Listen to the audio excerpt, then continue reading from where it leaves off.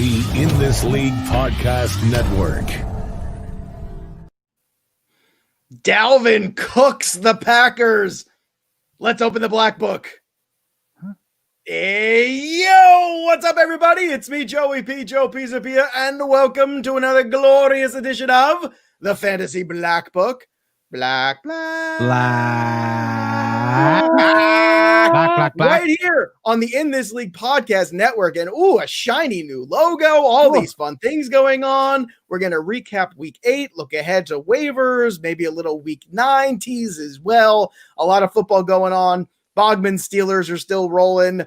Welsh is, back to where he was a couple weeks ago with the 49ers. And me, I'm coming to a realization of this is what every other football fan has to deal with in real life, which is disappointment. Because as a Patriots fan for the last 20 plus years, I haven't seen much of it. So here we are. And what an interesting week it was. But I think everybody, Scott Bogman over there, obviously, the Welsh. You can follow us on Twitter at Bogman Sports, at Is It The Welsh. And we're, of course, coming to you from the In This League Podcast Network. But clearly, the story of the day has got to be Dalvin Cook. What a performance. Oh, it's not our new logo? I thought you were leading up to I was like, it's clearly the new logo that looks so slick and pretty, but you are right about that. It is pretty good, but Dalvin Cook might have been even better. This was a weird game because they were basically only 4 possessions in the entire first half. And I got to watch every quarter of this one, and it was a little bizarre because they were these long drives, and then Dalvin Cook would score a touchdown, and then Devontae Adams would score a touchdown, and then Dalvin Cook would score a touchdown, and Devontae Adams would score a touchdown. And it was a little bizarre, but here we go. At the end of the day, a big upset here. And I guess the question is, are the Vikings, considering where the NFC is, especially the East being so bad, are the Vikings kind of back in the playoff picture after this incredible upset here by the Packers?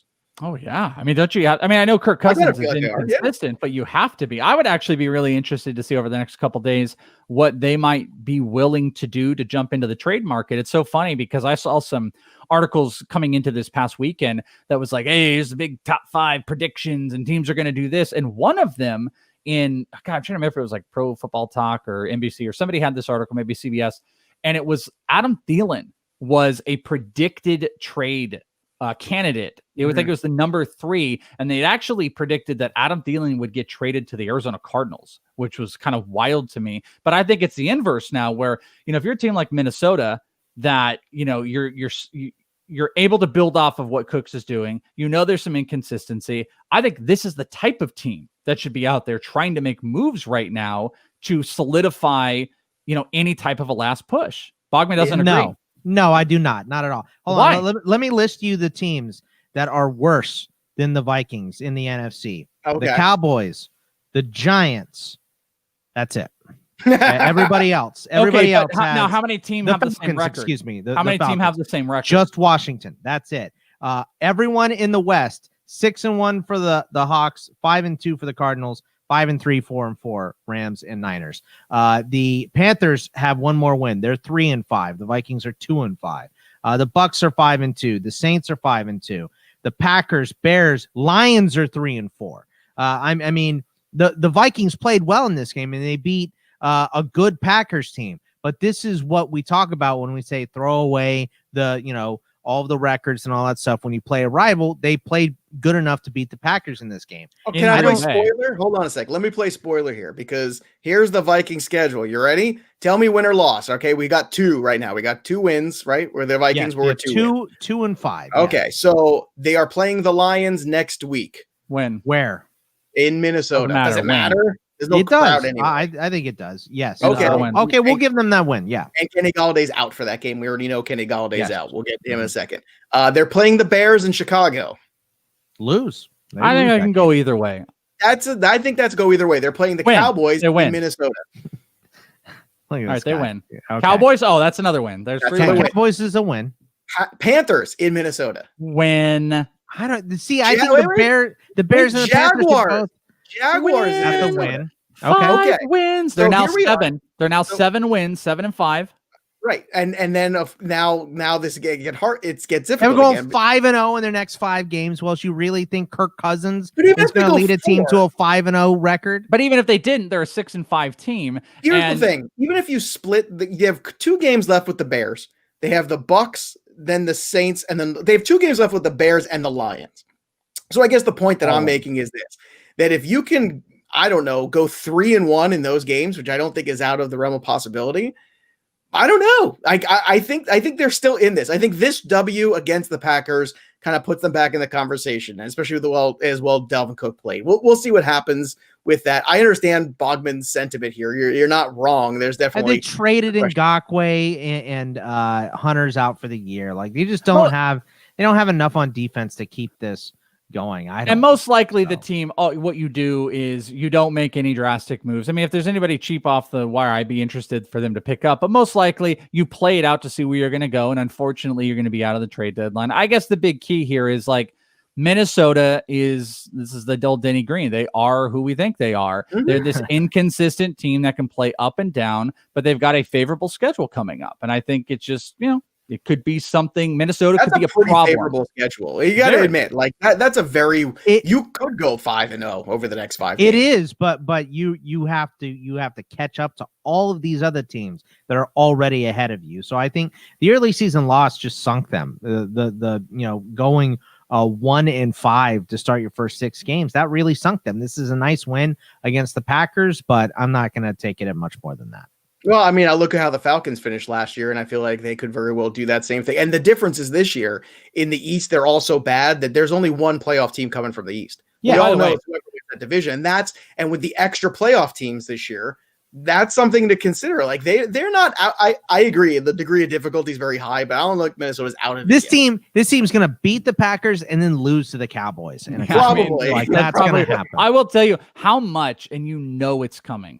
We're going to get we need to kill. Each division has to have a playoff person. Once you get an East team that has 6 wins and wins the division, and a Vikings team has 9 wins, this is just going to be more fuel to that fire. But the NFL's never going to do it because that's why you keep seeing the Eagles and the Cowboys on Sunday Night Football, because people are still going to watch that because they're the most popular teams in the league. So I agree. You're not going to get rid of that. Even though it might be sensible. Yeah, it might be sensible. You're just not going to do that. All right. Pittsburgh Steelers still undefeated. Unbelievable game here for them. Defense played great. They gave Lamar Jackson all he could handle. That's for damn sure. Ben Roethlisberger was, not a huge fantasy day for him, but of course, as soon as Deontay Johnson goes out of the game, when is there a big Ben Roethlisberger fantasy? I don't think they exist anymore. But you know what? Who said that before the season started? I think it was Scott Bogman. I'm pretty sure it was you, that guy with the beard up there. But it makes sense. I mean, they are a balanced team. They're playing good defense. They're not making mistakes. They did run the ball a ton here, which is great because that's something they did not do recently here with effectiveness, the Ravens, which is even whether or not Mark Ingram comes back healthy at some point. J.K. Dobbins, 15 for 113. Gus Edwards at 87 yards rushing. They've got to throw the football a little bit more. I know Holly Brown was pissed, but Boggs, we'll start with you with this one. Do you think this is the beginning of the J.K. Dobbins story? Because coming out of the bye, it certainly seems as though they're giving this guy a pretty long look here. Yeah, if they're smart, they're going to give him more carries and all that stuff. I just don't know how smart they are. Like Ingram is getting involved. I mean, he should miss next week as well. But Gus Edwards is good too. But Lamar is always going to be the main threat to run. Dobbins is obviously very good, but Lamar is still the main threat. He had a touchdown run called back yesterday, of course, but this is part of the Dobbins story. I would really like to see them get some better wide receivers. Like they got to trade for a wideout or something because Willie Snead doing all this work, or throw it more to Marquise Brown, like he said. Something I understand he's. What happened to Mark Andrews? Mark Andrews has completely disappeared. He's dead. Yeah, but he's also not. He doesn't get separation. It's lazy throw. There's a connection issue that seems to happen if it's not in the red zone. Lamar Jackson and Mark Andrews, they just don't have that same rapport. We also have to talk about like Lamar's ability to get the ball into his wide receivers' hands and to find those open spots is less than it was last year. I mean, he was 13 for 28. I don't think it's just about the wide receivers. He just does. I mean, he had 6 perspective. He had 3 more carries than completions in this game. He ran the ball 16 times. He completed 13 passes. Yeah. Is it a matter of he can't find them? He's not comfortable. He's checking down off of the pass and ready to run too early. I think there's not enough room or trust. I think it's the Steelers pass rush, number one. But I also think it's, not having the guys, like you said, who can get separation either and make things happen. And look, Hollywood's a nice wide receiver, but does he have a touchdown on the year, right? This was like the first one or something like that. They got called back. So I don't know. It's a frustrating thing. I don't know if they could benefit by adding, say, a Marvin Jones at the deadline or somebody like that. Like, I don't know if that's the cure-all necessarily, but I think all of the above right now, it's a problem. And coming out of the break, at least out of the bye, to go get Thielen. That's the team. Yeah, but you know what? I don't think Minnesota's going to make a move. I think they're confident now after this past week that they can at least compete with the schedule they've got. You might be right, but I don't think that's what they think. And they've got a lot of money invested in Kirk Cousins. It's going to tell them, well, we better try, because there's no coaches on the hot seat. The quarterback's in the hot seat. They're not going to be dealing Adam Thielen. I would be shocked if they did. And if they did, then next week I'll tell you, hey, I was shocked. I can't believe it. But I mean, it's going to be interesting to watch. There's no doubt about that. And Lamar Jackson, I guess here's the question. Is what we saw last year ever going to be again? Like, are we going to see that Lamar Jackson season, or is this more like what we're going to get out of him in the future, Bucks? No, I think we're going to see the good Lamar very soon. So I he's still really good. He's not having the best season right now, but he's still really, really good. So I expect him to bounce back and be a huge contributor moving forward, obviously. All right. Well, we also had a debut here, a start from Tua Tagovailoa, and he threw up a whole 90 yards. Isn't that great? 90 whole yards. Yay. That's a lot of yards. Good job, Lefty. Who's a big boy with his left-handed football? Tua's a big boy. We should do that. Maybe Tua should always be that. We should do that. Oh my God. Tua's a big boy. He's a golden retriever now. Who wants a Scooby snack? Who wants a Tua snack? Oh, see, I didn't go little baby. Like, we were going to like push. And I love Tua. We're going to feed him like, who's a big boy? Eats all his passing yards. But look, this one was all about Parker. This one was definitely all about the Miami defense against what? The Rams. Oh, my hatred for the Rams knows no boundaries. I can tell you, this team drives me absolutely out of my mind. You do not know who they are. They don't know who they are. You hit Jared Goff a couple times. He looks completely frazzled. He might as well be Shaggy from Scooby-Doo running around. He has no idea what's going on. The only thing you can count on every week, I feel like, is Robert Woods for the most part. Like, you feel confident about him. But this was all about the Miami defense. And I guess here's a question for you.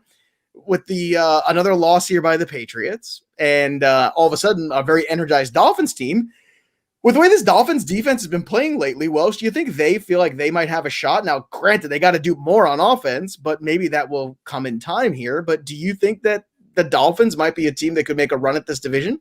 Why would they not be? I mean, the Patriots look lost, and I think the division is within reason. I think they made a pretty drastic change as far as, going from Fitzpatrick to Tua, and maybe seeing the foresight of where they're at.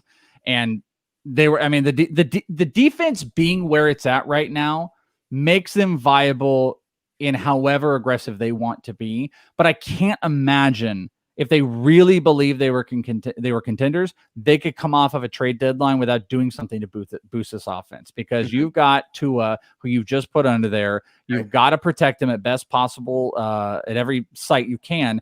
And there's not enough offensive weapons. Myles Gaskin is fine, but that's it. That's all you're going to run out. You got Devontae Parker, who's perpetually hurt, and Mike Gesicki completely disappears. You can't have that. So I would say the Dolphins are a real contender if they make some type of offensive move. If they stand pat, I think they just want to see what they can get out of the guys they have and move on to next year. Yeah, what were your thoughts on the Tua debut? Yeah, I mean, look, obviously he just didn't have to do a lot to. That's true. He really didn't have to do anything. Yeah, let's be honest. It's just like the Vikings. Like we were talking about this on ITL. Mike Zimmer's perfect game plan is throw the ball 10 times, run it 50. That way you keep your defense fresh. You're not throwing the ball, putting it up for grabs, especially with Kirk Cousins. So it makes a lot of sense that that's what you want to do. They scored a punt return touchdown, a defensive touchdown, and had some turnovers from Goff as well. So just made it an easy game. But if you look at Miami's schedule, it's not rough really moving forward. They're at the Cardinals this week, and then at home against the Chargers. That's going all the way across country for the Chargers. They love to blow games, almost as much as the Falcons. Every game, yeah. Both at Denver, games. At Denver, at Winnable, the Jets. Winnable. At home against the Bengals, The Chiefs at home is obviously their That's hardest game left.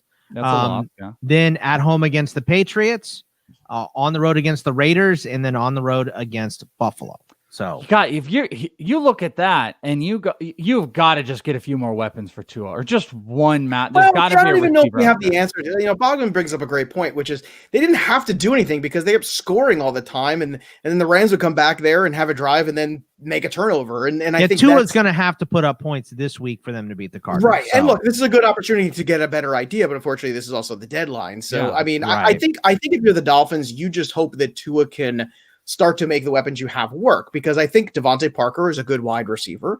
I think Williams is a perfectly fine complement. I think let's see what Gesicki is with Tua. I don't think we got to see anything really, and Gaskin looked pretty good. I think next year, however, you're going to see a little bit more, but in terms of additions to this team and this offense specifically. But look, I think at least I felt like they were a very energetic team yesterday. And it kind of rubbed off on the defense and the special teams and the offense. Everything, it just looked like an excited Miami Dolphins team, which is not something I think we're used to seeing. But do you see any scenario where you could rank Tua for the rest of this season above Herbert or Burrow? Absolutely not. No way. Okay, and it's because that tells us a lot about what we care about him. It's the complement of weapons, but also let's not think that he also hasn't played as much football as those guys have. You know what I mean? Like, here's the thing, he's still a little rusty in terms of real football. Like, I think if we give him if he didn't have this injury and didn't miss all the time and miss all the things he did, then I don't see any reason why he wouldn't be right there with those guys. Now, maybe that's wrong, but Boggs, what do you think about that? Like, I think why do you look so angry too? Kittle broke his foot. Yeah. You just scoffed at your phone and I'm laughing and just great. Yeah. Jimmy G's going to be on probably IR, and Kittle has a small fracture in his one foot. Good out of that is great, but Kittle sucks. So Joe, I'm sorry, you were talking about I was going to say, if Tua had been healthy this whole time, that he probably would have started. He would have been right there in the thorough conversation with Herbert and everybody. He definitely would have started week one, but here's a couple things. I still think the Bills are better than the Dolphins, right? They're not playing like it, but they've weathered this storm of playing terribly for the last month. They got beat against Tennessee and Kansas City, but they also got to play the Patriots, who are reeling, and the Jets, who are the worst team I've ever seen in my life. So they're still 6-2. They're still better. Their schedule moving forward is rough. They have Seattle at Arizona. Then they play the Chargers. They're at the Niners, who now look banged up. They look great. It's a great win for them. The Steelers, they play week 14, then at Denver, at New England, and then home against Miami. That last game against Miami and Buffalo, that might decide the division. So it's possible. It feels like a playoff game right now. That's for sure. Oh, look, since it just happened, let's talk about it. So Kittle's being out here for this game. The San Francisco 49ers lose Garoppolo in this game too. Look, game script didn't really help Hasty, but Ayuk and Bourne were both very good. They both had 8 catches for over 90 yards. Ayuk had the touchdown there. Whoever is playing against, whatever wide receivers are playing against Seattle, you start them. I don't care if the quarterback play is middling in your mind, whatever it is, you start them. They are the highest team in the league in terms of giving up yards to wide receivers. It's kind of like, just you see certain things, you just attack it. This is one you just attack. DJ Dallas had 18 carries for 41, 5 catches, 17, and 2 touchdowns. And, of course, DK Metcalf. Oh, what a man line this is. 12 catches, 161, 2 touchdowns for DK. Here's the question. Well, I was just going to say real quick before you go to Metcalf, just 1 second. Yeah. Take that same application against the 49ers as well. And you start your receivers against them, because their secondary is absolute trash. And I mean, this was writing on the wall. Bogman and I, in our DFS lineups on Sports Grid this weekend, we both had DK Metcalf in because we're like, of course. And he had an absolutely huge game. Yeah. And here's the question, and this is kind of a big meta question here. Is there a wide receiver, in your opinion, that has a higher upside in Dynasty right now in the next 3 years than DK Metcalf? I don't think so. Well, I got to think about it. Woo! I don't think so either. I think it's him. I think if you're having a startup Dynasty league next year and DK Metcalf's in that first round, I think he's a first round investment. Don't you, Box? Yeah. I mean, I'm trying to think of like younger wide receivers with that upside. Maybe Tyreek Hill. Maybe you pair him with a great quarterback. But what's such a good point. If you take it from the beginning of this year, you've got to think of the trajectory of moving up, because immediately I went to like, all right, well, great receivers like Hopkins doesn't have like a room to grow. Adams doesn't have a room to grow. And look, we don't know what Michael Thomas quarterback situation is going to be in the future either. Michael Thomas doesn't. When you consider Russell Wilson, when you consider the problems on the defense Seattle has, when you consider that there's a complimentary wide receiver in Tyler Lockett there, when you consider they've had trouble running the football or finding consistent guys running the football. I mean, it feels like everything, and not to mention the kind of freak of size and speed that DK Metcalf is, it feels like right now he is that best wide receiver in terms of projectable long-term value over the next couple of years. I'm not taking away anything from Adams or Hopkins or Julio or any of those guys. Are all great. But for 3 years, and that's, I think, what you look for at Dynasty, I don't know if there's a better one than DK. Yeah, Boggs, you do our Dynasty ranks over and in this league, and you're going to have to probably give some big, serious thought to, like, who do you rank above DK Metcalf if you're looking? Because one thing we all completely agree with is when we look at Dynasty/Keeper, we look in 3-year windows. That's how I do it on the baseball front. You do it on the football. Joe's in complete agreement with. It's a 3-year window is your main focus instead of that whole like, just the eternity and pretend it's the whole time. No, it's 3 years. If you think about Metcalf's production versus age versus years of production ahead of him, I don't know how he's not at least the third wide receiver. It's even got a high floor too, because of all that stuff that Joe just mentioned. Having Russell Wilson, having a complimentary wideout, all that stuff. Like I said, the only other guy that has his youth and ceiling that I can think of is Tyreek Hill. Calvin Ridley's in that conversation for me. Yeah, but Matt Ryan might be gone. Matt Ryan might be right. Exactly. Same thing for, I mean, I think just physically, and you look at what he's doing and know that Juju's a free agent.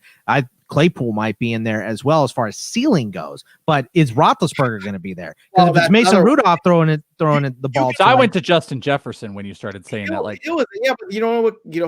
Tyreek Hill is an interesting one, but Tyreek Hill is also these boomer bust guys. Whereas the weekly volume for DK Metcalf always looks better, and he has just as high of a ceiling. I'm telling you, and it's a good conversation to be having. Yeah. Because I think going into next year, I think people will be looking at him. Let me throw this at you, Joe. Let me throw this. I want to start with you on this one.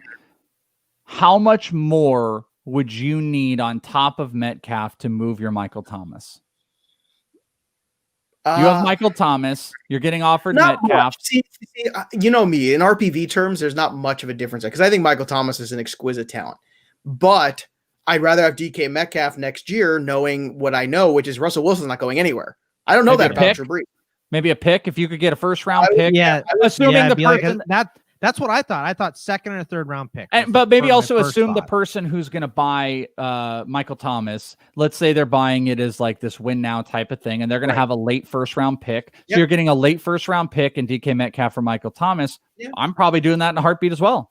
Yeah, I think that makes sense for both sides. I think that's definitely and it's amazing. I gotta tell you, like, this is why people listen to the show. This is why people buy the Black Book. Last year it was Godwin, right? That was the receiver. It was him and DJ Moore. This year the two wide receivers were who? Calvin Ridley and DK Metcalf. I can't even fathom how much we've talked about those two guys going into the season. So hopefully you listen and you drafted them, and you're doing well. And now that we're talking about too, after this Rams loss and the 49ers loss, and the 49ers losing Kittle now. Yeah. I don't know. All of a sudden, that Vikings playoff thing, maybe all those teams ahead of them, maybe not so much so good after all. Just saying. Yeah. 49ers are packing it in too. They traded Quan Alexander. They're 4-4. They lost their tight end. They lost their quarterback. They're starting. This is who could be starting next week. It could be Nick Mullins handing it off to Jermichael Hasty, throwing it to Brandon Ayuk and Kendrick Bourne, with their tight end being Ross Dwelly. That could be your starting offensive lineup for the 49ers.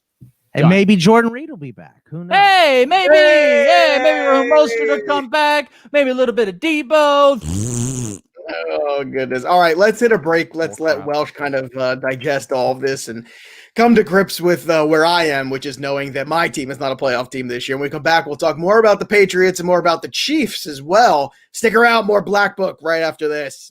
Black. All right, welcome back, everybody. Fantasy Black Book with the Welsh, the Scott Bogman, and me, Joe Pisapia. And we're talking about the Chiefs, who actually did cover the 19.5, believe it or not. A little dicey there for a while because the Jets kept kicking field goals, and kind of looking at yourself like, oh boy, could this be a 2-week in a row cover for the Jets? No, the Jets didn't disappoint after all. The Le'Veon Bell revenge game did not happen. No. 7 carries for 6 yards. Terrible, awful, no good, very bad. But Patrick Mahomes, 416 yards, 5 touchdowns. Tyreek Hill gets a touchdown. Mecole Hardman gets a touchdown. Demarcus Robinson, you get a touchdown. Travis Kelce gets a touchdown. Everybody gets a touchdown, except Clyde Edwards-Helaire, who I got to ask you this. Because Boggs, after that first week, everybody's talking, everybody's doing the victory laps on Clyde Edwards-Helaire, who took him like 4th overall. I know he's one of the few guys that's still alive and playing running back, which is in and of itself great right now. But at the same time, somewhat of a miracle, right? It's somewhat of a miracle. But at the same time, I mean, it's not been great. Like Clyde Edwards-Helaire has been serviceable. He's been solid. But these are the words I'm describing him. The words first round talent right now in terms of fantasy. You're not getting a first round investment out of him. Yeah, you're not. And that was the fear. And that was what Welsh mentioned as soon as Williams opted out for the year. And, Clyde Edwards-Helaire went from being a mid-second round pick to a mid-first round pick. Welsh mentioned you're stripping all of the value out of him, which is true. Now, when you're taking him in the middle of the first round, he has to perform like that middle of the first rounder. Now, there's plenty of first rounders this year that have not performed at that level. So you're not, taking him didn't murder you because the first round pick, most people murdered their team this year. Right. So we're all kind of in this same mess together. But yeah, I mean, obviously adding Le'Veon Bell didn't help. And it was very strange that they didn't run the ball as much as we thought they were going to in this game because they didn't get up as quick as we thought they would, like you mentioned. Right. So, and I think the Jets found a new kicker too, because that kid was kicking in the wind, 50-yarders. So why not the Castillo kid? But yeah, I mean, Clyde Edwards-Helaire is a mess for this year moving forward with Bell, and it's going to take a couple more weeks before this gets settled, and that sucks if you're a Clyde Edwards-Helaire owner or a Le'Veon Bell owner. Yeah, because you're going to lose some carries there. But this is always, we said this on the DFS show this week too, Boggs and I on Line Star. We said, this is what makes it's so difficult here with the Chiefs, because the Chiefs, Mahomes is always top of the board in terms of price. You don't know where the ball is going to. So you can just run Mahomes out by himself, but it's so expensive. But it's starting to look like something more and more that's viable here down the stretch of just Mahomes by himself or the GPP play with Tyreek Hill, and you just go for broke and you go for the big touchdown upside. Obviously, the Jets is nothing to talk about there, but there is a lot to talk about with this game here, because the Cincinnati Bengals, Welsh, beat up the Titans, who looked just completely flat in the first half of this game. Everybody looking around at each other like, what's happening to Tannehill and Brown and Derrick Henry? And in the second half, they woke up, but it was basically too late. T. Higgins and Tyler Boyd both had 6 catches for around 70 yards. Boyd had a touchdown in this one. Auden Tate somehow got play in this one, not AJ Green, go figure. Eventually, Derrick Henry had 112 and a touchdown. Eventually, Corey Davis had 8 catches and 128 and a touchdown. Brown had a touchdown too. But what happened here? Did the Titans just basically get caught napping here and we're not really prepared for Joe Burrow? Yeah, I mean, the Titans played down. They absolutely played down. Ryan Tannehill was really bad in the first half, and he was able to pick it up. They're still, it seems like they're trying to find that rhythm of where the passing game is going. This was a game where Corey Davis took over, AJ Brown kind of disappeared. And the Titans, this is going to sound weird because they have a decent defense. If the Vikings were a little bit better, this reminds me of like the AFC Vikings, where it's just kind of like play up and down to the competition. Ryan Tannehill for this year has been really consistent. Of course, we're talking on DFS like, hey, he's been consistent. He's putting up 20 points per game. This is a week to start him, and he was able to put something together, but it was one of the worst games. That the Titans have some inconsistencies, and I think what they need to remember, and especially a game like this, and I think their problem is when you get from behind, if you're not disciplined enough to make sure that you continue establishing the run, the Tennessee Titans are Derrick Henry, establish the run to create the pass instead of forcing the pass to get to a spot where you can run. They don't work like that. They have got to do the former, and that is how they find success. And that's how they've been so good, is running that play action. It was very weird. Look, I want to give Burrow credit here, and I want to give the Bengals a little credit too, because they showed a little hard on defense in this game regardless. But a big win here for Joe B. Big win here for the Bengals. And I like that. And there's moments in this game, too, where you're watching Burrow play where, I don't know about you, Boggs, but I go, yep, there's your franchise quarterback. Like, he makes a couple throws a game and a couple moments where you're like, Yeah, this is going to be fun to watch for the next 10 years here with him, which I know as a Steelers fan, you're not too thrilled about, but what do you care? You're undefeated, so shut up. I got one thing to add here in that. I'm surprised you guys aren't putting the Bengals in the playoffs, by the way. They're 2-5-1 now. So. Yeah, well, if they not were yet. NFC, I would. But let me throw this out. You're talking about your upside. How about T. Higgins as one of those dynasty upside guys? He's got his quarterback for years to come. Higgins has become the number one on this team. I mean, it shares a little bit between Tyler Boyd, but they both eat. Higgins has the upside. Looks like there's room to grow. You want to talk about a dynasty upside play. T. Higgins might be one of the quieter ones. If you think of the full trajectory of bottom to upside, Higgins might be even further than Metcalf, but he's not going to go to number one or anything like that. But I think of the movement of where he's going. Higgins is an amazing dynasty play right now that I don't know if you can get, you can't get cheap, but you might be able to get median price where like next year, Higgins is one of those guys we're going to be like, I think Higgins is the wide receiver one. Let me tell you something. He might be the early candidate right now. Remember, we were talking about like, we're always a year ahead. We're always looking for like, who's wide receiver 2 ADP that's going to be a 1, who's a 3 that's going to be a 2, all this stuff.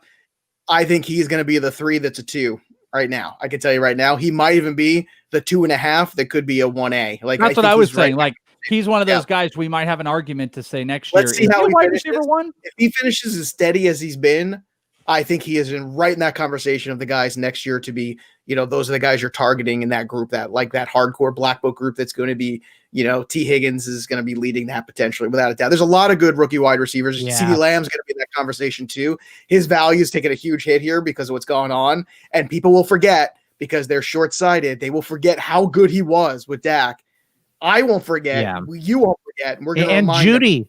Judy's going to get better moving forward as well. He had like 10 targets in this game, but what are your so Welsh and I have had this argument, and it's not really like an argument, but Welsh is big on Corey Davis moving forward for this season. I am kind of I mean, as far as available, he's must start. He's must start free agent wide receivers too. So I would say he's a must start. Yeah, he's a flex wide receiver at least 3 in a deep. I mean, but here's the thing. I think so because it's never been a question of talent when it came to Corey Davis. It was health and bad quarterback play. He played with dreadful quarterback play for the first couple of years of his career. He did, but when Tannehill was going nuts last year, he didn't have any of these big games. He got hurt then too. He had that one big game. If you remember, the first game Ryan Tannehill played was the Corey Davis game. It was not an A.J. Brown game. It was a huge Corey Davis game. Go back in that first Tannehill start. That's true. And we all thought it was going to be it. And then he got hurt the next week. And then we were back in the cycle of Corey Davis isn't healthy. When Corey Davis is healthy, he is a viable wide receiver 3 in my opinion. And I liked him coming out of Western Michigan. It might just be my bitterness. I think it is. It's probably my bitterness. So, okay. And we got down to the bottom of it, Welsh. It's me, not you. But you don't have a right to be bitter. Because you also have to understand the recurring health issues are a problem. Now, where he ends up next year, I don't know. And that'll be fascinating to see. But it shows you that if he's healthy and the quarterback play is good, that he's a guy worth investing in next year again. And volume, man. Volume and he gets that volume. And that's also one of my arguments with T. Higgins. If the opportunity is there with these guys and the talent's coming through, there's got to be some believability. Real quick on T. Higgins, how many games this season has he had less than 5 targets? 2. None. Not a single game has he had less than 5 targets this year, and he missed the very first game. The minute he walked in, the first 2 games, that would. By the way, guess. Only one of those games he had 5. It's gone up and up. Now he hasn't hit the double-digit target range, but he's had 9 targets twice. Boyd's there, but next year when Burrow takes another step forward, it's going to be right there. And look, when Burrow gets more than 1 Mississippi, by the way, they're going to probably draft 5 offensive linemen next year. So. Probably it's a good investment. And you know what? Shout out to Gio Bernard too. He was decent enough in this game too, filling in for Mixon. So big win there, and a big loss for the Titans. Big win for the Bengals. This one we'll do real quick because this was ugly in terms of weather. 50-mile-an-hour winds does not make for a good fantasy day for anybody, except maybe Josh Jacobs 128, but he didn't have a touchdown. Renfro caught the touchdown, which I thought was questionable. I still don't get how that's a touchdown, but what do I know? Browns were very disappointing. They couldn't move the chains at all. So Boggs, here you go, right? You had it. You had your Baker Mayfield cycle fulfilled, right? But was this really his fault? I mean, it was just such a terrible environment to play. Yeah, I don't know. It was the wind was obviously bad, but I don't know, man. We got a question you and I did on Twitter before this game kicked off, talking about the weather stuff. So I did a little research in the weather, and the touchdown percentage, even in high winds, that's the winds are the biggest contributor, but it drops at like 2.5% as far as touchdown percentage. So it's not like a huge drop off. And I think this is more on just really bad quarterback play from both Carr and Mayfield. Obviously, the win was a factor, but I don't know if it was a factor to have this game score 20. Well, I mean, Hunt didn't help either, too. This was one of his worst games, and this should have been a good game for him. So very difficult. There's no doubt about that. So let's also a difficult day for the Chargers, who continue to blow leads like some people are blowing their nose. Justin Herbert, 278. He did throw 2 picks, but he had 3 touchdowns in this one. So for fantasy was good. Tremaine Pope, 10 carries. Where'd he come from? 67 and 28 receiving yards. Justin Jackson did most of the work, though. He had 89 and 3 catches for 53. But Mike Williams caught a touchdown, 99 yards receiving, 5 catches. Keenan Allen had his normal 9 catches and a touchdown. So look, Herbert right now, is he the favorite for what I said? That is exactly what I said on ITL, and Bogman got all defensive, being like, I didn't get defensive. I said Burrow is still the favorite. I don't know. Statistically, it's tough. By the way, they have the same number of wins, so it's got to go to Burrow. But they don't have the same number of set all the records. But you know what the problem is? They have the same number of wins, but the Charger, like all these blown wins, I feel like hurt Herbert more. It's like people expect the Chargers to win. They don't expect the Bengals to win. So when they win the game, it's like, wow, look at Joe Burrow. But when the Chargers lose a game, they go, boy, oh boy, those Chargers. It's like, I don't understand. They're both obviously not very good. Otherwise, they wouldn't be blowing games. And by the way, don't look now, but Philip Lindsay is useful again, which, again, every year, the stupid Broncos. Better than Melvin Gordon. He just is. The problem is he never stays healthy. Like, he's going to be good for the next couple of weeks and then, get hurt again. He'll go out with the wrist or the concussion or something. They've been trying to, look, he has 1,000 yards every year, and they try to replace him every year. Yeah, they hate his guts. It's every single year. He's the Joe Pisapia of football. He is the of running backs. All he does is produce. He's great to work with. He's a little short, and every year someone tries to replace him. Totally modest, the most modest. most modest, the most humble. Yeah. And every year somebody trying to take him off some show and put him on. I kind of agree with this. I kind of agree with this. Joe Pisapia. A jersey I'll wear. This is a new shirt. Joe, it needs it. Joe Pisapia, the Philip Lindsay of the fantasy football industry. Take that however you want. By the way, the Broncos hate him, but no one drafted him, and the Broncos picked him up as an undrafted free agent. Well, they hate him. They just want to replace him every single year, though. Everybody wants to replace me. Nobody drafted me. I went undrafted. But you didn't miss 10 games last year with a wrist injury, right? So, I mean, Philip Lindsay did. That's the thing, is he's very, very good, but he cannot stay on the field. Yeah, that's fair. All right. Anything else here from the Broncos side in this one as they came back in this? I mean, Deshaun Hamilton caught a touchdown. So I'm sure Jake Seeley is, pouring champagne. It's the same thing. I said the same thing. I was like, everyone has their one guy. I mean, but it's great when they're super losers and they have the one game, then you can pick them out. I thought it was a good sign, even though you do have to monitor with when Tim Patrick comes back. I thought it was a good sign that Judy and Fant were able to put up 19 targets between them. And that's what you want to see from a Drew Lock offense moving forward. You talk about the upside in the future. Lock looked fine, but I want those targets to go to Judy and Fant. And frankly, I'd like them to be getting the ball to KJ Hamler a little bit more as well, because I think it moves the chains. It was nice to see Hamler make an appearance in this game. I was thinking the same thing. It was like, oh, good, little KJ Hamler. That's nice. The Broncos are an interesting team because they have a lot of youth and a lot of talent. Hamler, Judy, Fant. Like, this is a pretty good football team here. I still think the quarterback play is questionable, and what they're going to get out of Lock is questionable. But they have some pieces here that if you could just get here's one of those teams where I think if you dropped a good offensive line and Carson Wentz there, he would be fantastic.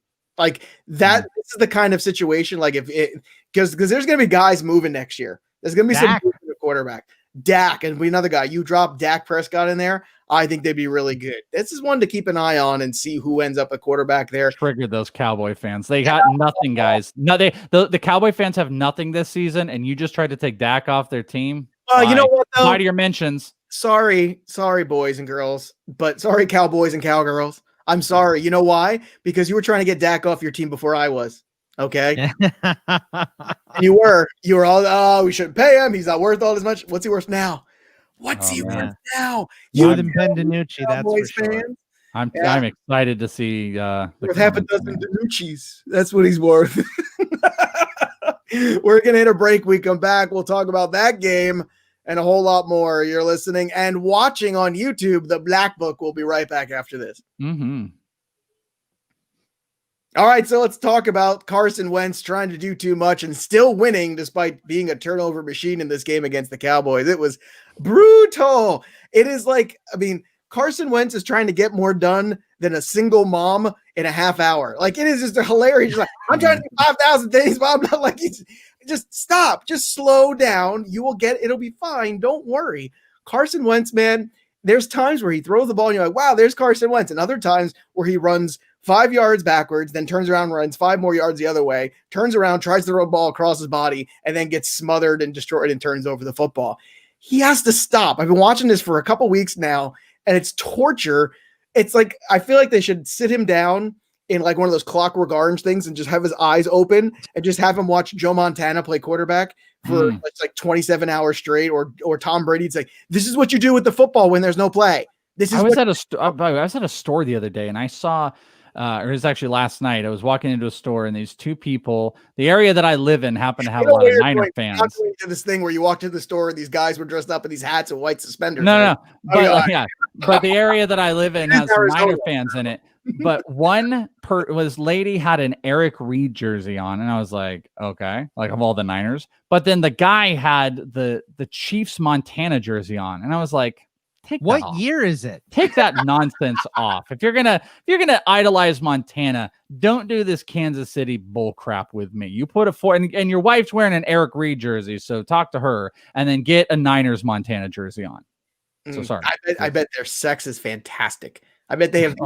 I bet they wear the jerseys and the whole thing. I bet the two of them. Yeah, there's no way it's gross. There's no way. I can promise you wanted none of those. Oh, goodness great. Look, I mean, DiNucci, DiNucci had twice as many passing yards than Tua. I just want to point that out. So as bad That's true. As bad as Tua was. Tua got a dub, so. Yeah, Tua to get the W. But look, still, I mean, look, the Eagles don't deserve to win any football game, but they won this one. Oh, Welsh, any takeaways for you on this? I mean, I will say this, Fulgham continues to catch touchdowns. I thought Reagor was good, and he should have had a second touchdown this game too. He's an interesting guy in the second half, I think. Yeah, I mean, I don't have new stuff to add because I've been talking up Fulgham ever since the Pittsburgh Steelers game. And, he was popular to dismiss because it was just like, well, you got all these wide receivers coming back and, both teams were just sharing inconsistencies. But ever since then, Fulgham gets the targets. I think it's 7 catches. Wasn't that 7 targets? What was it? No, 6 catches on 7 targets. I think it's the first time he hasn't had double digit in a couple weeks, a touchdown. He's absolutely the pillar of consistency. And I think Philly is best suited if you get Miles Sanders back in there and you've got Fulgham, Reagor, and some form on the tight end, whether you're getting the ball to Goddard and you're going Reagor and Fulgham, you're doing the full spectrum. Reagor coming across quick slant routes. You've got Goddard as your safety option, and Fulgham, you can go a little bit deeper, get him in the red zone. I think it's a recipe for the Eagles to win some games. And I think that's, why this is still the team that you count for in this absolutely atrocious division. How about you, Boggs? Any takeaways from this game for you? Not really. I mean, you can't take away anything from this Cowboys offense with Ben DiNucci. Hopefully, Andy Dalton will be back this week for them, and they'll get better. Yeah, it does. Even as bad as they were, as bad as they were, it does make them better to have a vet in. I mean, I'm curious as to what the line is going to look like because they play Pittsburgh this week, so that should be a fun game. Oh Lord! Lordy! Oh man! Oh Lordy! I'm telling you, the Steelers love to lose those outright games where they're favored by more than 10 or 15. So who knows? But with Philly, it's just the same problem. It's the O-line. The O-line is so battered and banged up that Wentz doesn't have time to throw the ball. It's ugly in Philly, but they're the best ugly of all of these 4 teams. The Giants have nothing. Washington has nothing. Dallas really has nothing. We've all been there. You got to pick the best of the ugly. Yeah, exactly. It's the end of the night. Do you want to go home alone, or do you want to pick one of these four Uggos? Right. Pick Philly. They're the best one. Uggos. Oh goodness. Speaking of Uggo, Nick Foles. Oh God, I'm telling you, Troy Aikman. Oh, God bless Troy Aikman, because this was one of the funniest football games to listen to. He basically trolled for 3.5 hours Nick Foles. Everything he did, Troy Aikman was like, "What the hell are you doing there?" Or why doesn't he know how much time is on the clock? And why is he looking over? Like, he basically was like, at one point he actually stopped. I think it was in the third quarter. He goes, "You got to ask yourself, maybe it's time to go to Trubisky." Like, wow. He basically said everything that I've always been thinking. Yeah, what is Trubisky, his nephew or something? I didn't understand that. I just think but everything he said about Foles was accurate. But this one went to overtime. Somehow Allen Robinson please put Allen Robinson on a team with a real quarterback, not named Trubisky, Bortles, or Nick Foles next year. Please, can we see what that looks like? Because it would be very exciting to me to see that. By the way, did you guys know that Alvin Kamara is on pace to break the all-time receptions record for a running back? He's on pace. That was set last year by Christian McCaffrey. He's on pace for it. Here's a question: if he does that, Welsh, is Alvin Kamara the number 1 overall pick next year? Ooh, might already be. Yeah, I think he might already. What we're seeing now is because Michael Thomas isn't there, and then if Michael Thomas comes back and Drew Brees is gone, is Kamara still the one? Because that's a real possibility. God, how many games? Kamara has 8 games under his belt. 8 games. He's how many over 8 receptions has he had? I think maybe all but 1, 6, 7. Well, I mean, you guys are being really beneficial. 5 of those games, he has gone over 8 receptions. Think about that. 2 9s, 2 8s, and a 13. How many receptions total does he have right now? He has. Why is it not totaling for me? 65. Sure, that number. Yeah, okay. 60. No, it's got to be more than that. He's on pace for 126. So just slice that in half. There's your number there. So 64-ish. So 81 and a half catches is what he had. So okay, that's ridiculous. He's ridiculous. I think I think you're discounting a little bit like what McCaffrey is going to be able to do in like 9 games coming back to a fantasy season next year.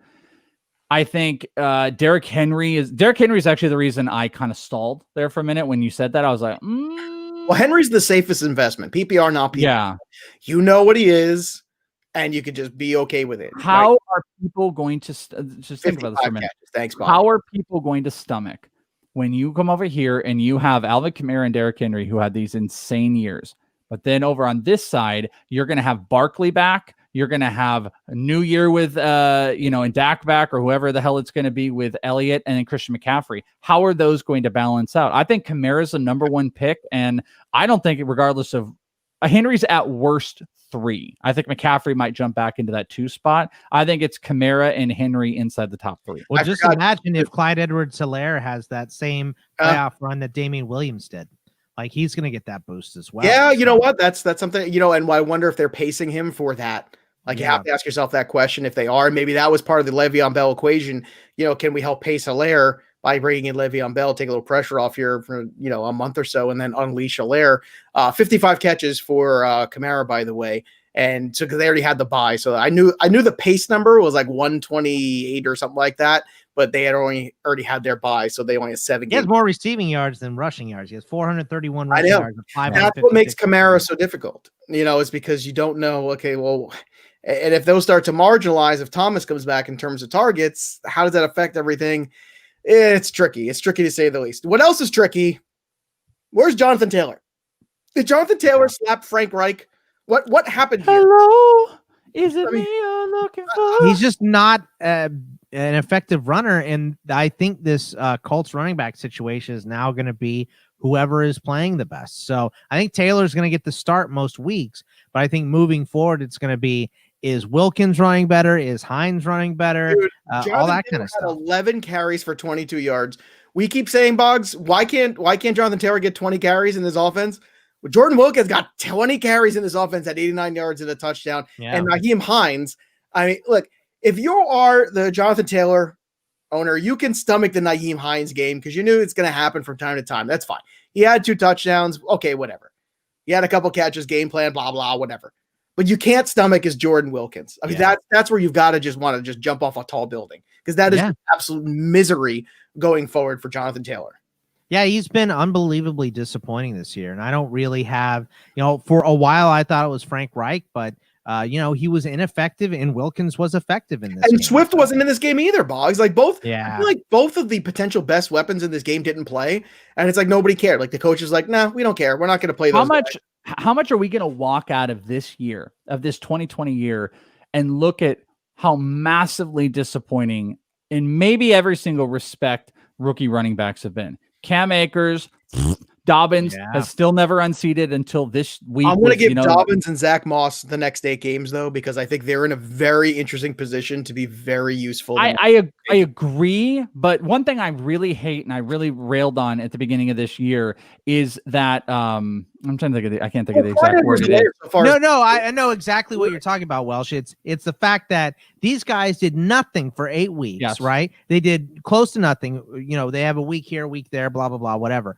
But then in the second half, when they go nuts, people are going to take that victory lap. Everybody, that's exactly, that's the thing that pisses me off is you forget about you go, oh, well, look what he did in the 6 games at the end of the year. He's great. And it's like, well, no, he also wasn't rosterable for 8 weeks. That's a problem. So you can't just look at it in this little and nobody's winning your narrative. Nobody's winning championships who drafted them. The only people winning are people traded for them. Every single one. Last year with Miles Sanders and Devin Singletary, who doesn't draft any of those guys ever, but I'm more than willing to go start. I'll tell you what, make a trade offer right now for Jonathan Taylor. What do you got to lose? Rock bottom price right now. Go do it. Well, what do you have to lose? Why not? Right?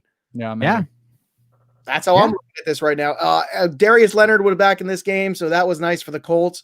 This was a really, a sound victory here, and the Lions obviously missing Kenny Golladay now with a hip injury. He's out for next week already. I don't know. This is frustrating here, so I don't know what else to say except move from one frustrating thing to another, which is last but certainly least, the Patriots had a chance to win this game. Cam Newton at the end, rushing in field goal range. He's all done. Fumbles around the 15-yard line. That's the ball game. I mean, great. So frustrating. Yeah, I was like, it's great to see Damian Harris get another 100-yard game. That's terrific. I'm glad they're giving him the football.